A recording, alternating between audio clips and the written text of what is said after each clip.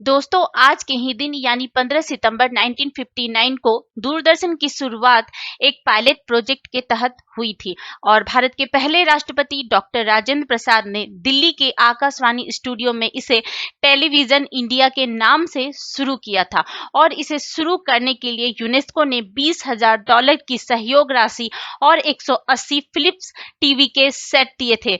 शुरुआत में दूरदर्शन पर रोज प्रसारण नहीं होता था, बल्कि सप्ताह में 2 या 3 दिन ही प्रसारण होता था, वो भी सिर्फ आधे आधे घंटे के लिए।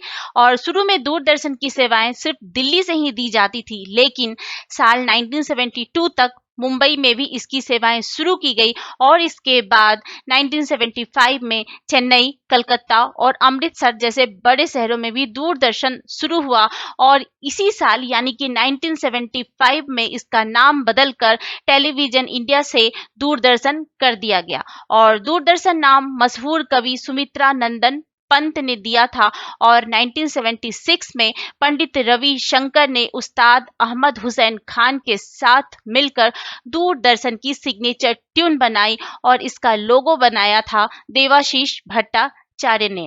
और 1976 में आकाशवाणी और दूरदर्शन को अलग किया गया और दूरदर्शन को एक अलग विभाग बनाया गया।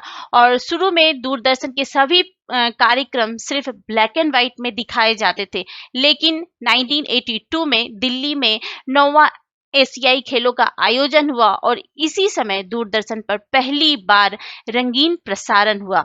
और इसके बाद दूरदर्शन पर ऐसे ऐसे शोज आए, ऐसे ऐसे कार्यक्रम आए जो लोगों की जुबान पर चढ़ गए। और 1986 में रामायण का प्रसारण शुरू हुआ और जिसकी लोकप्रियता ने सारे कीर्तिमान को ध्वस्त कर दिया। और इसे देखने के लिए गांव में ऐसा मंजर होता था, जिन घरों में टीवी होती थी वहां पूरा गांव उमड़ पड़ता था। रामायण और महाभारत जब टीवी पर चलते तो देश में कर्फ्यू के जैसे हालात होते थे, सड़कों पर सन्नाटा छा जाता था।